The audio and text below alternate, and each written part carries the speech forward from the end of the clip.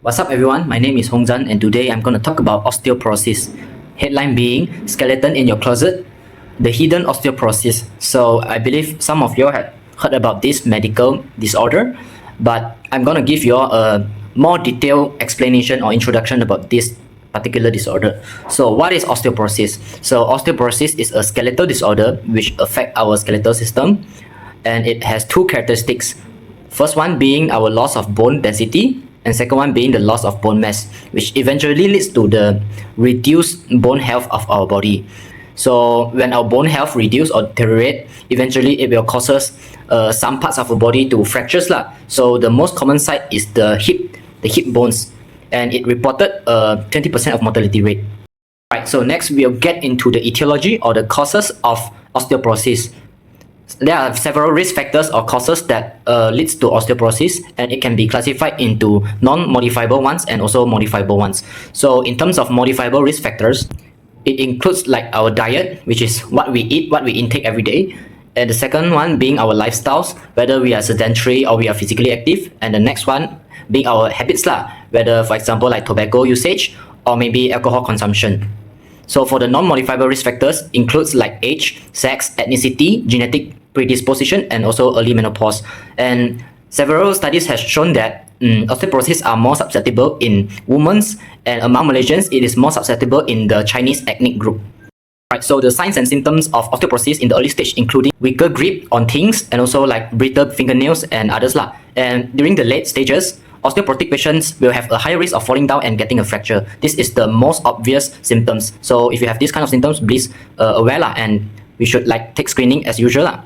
So I believe all of you are curious, how does this osteoporosis form? Why are we getting this nasty disease? So first of all, it's formed due to the imbalanced bone turnover. The term bone turnover meaning that it is a process which our bodies continuously breaks down and rebuilds the bone, which happens constantly in normal, healthy people. So meaning that our bones will replenish from time to time lah. But what happens for osteoporotic patient is that their bone turnover is imbalanced. So meaning that the rate of breaking down of their old bone cells are even drastically higher compared to the rate of replacement of the new bone cells. So from time to time, the bone mass or the bone density will reduce. So eventually leads to the weakened bones or the bones being brittle, being fragile. At the end, increase the rate of getting a fractures lah after falling down. Prolonged osteoporosis may also causes our stoop posture or maybe our compression of our vertebrae, meaning our backbone lah, compression of our backbone. So it will affect our health also like our mobility. Okay, last but not least, we are going to talk about the nutrition aspect in osteoporosis. So actually this is quite an important one because nutrition affect our body physiology very much. So first of all, two key nutrients that are related to our bone health. First being calcium and second being vitamin D. So calcium is the building block of our bones. So it provides the structure, and our bones are primarily made up of calcium. Take note of that. Okay, so what about vitamin D? So vitamin D, it is a supportive agent, supportive role. It is very, very important also. So vitamin D, it helps to boost up or enhance the absorption of calcium, meaning it helps to take in more calcium from maybe our food, maybe from all kind of sources lah.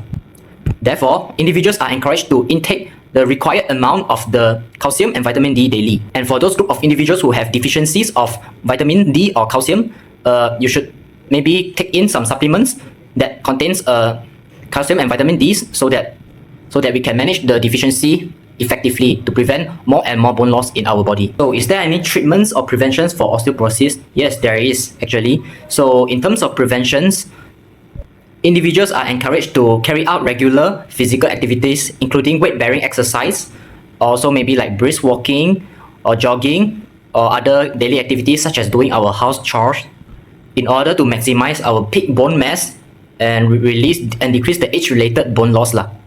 So what if we unfortunately being diagnosed with osteoporosis? Don't worry, there's still treatment there. So first of all, the treatments are mainly medicine, medical type, and it can be categorized into anti-resorptive agents and also anabolic agents.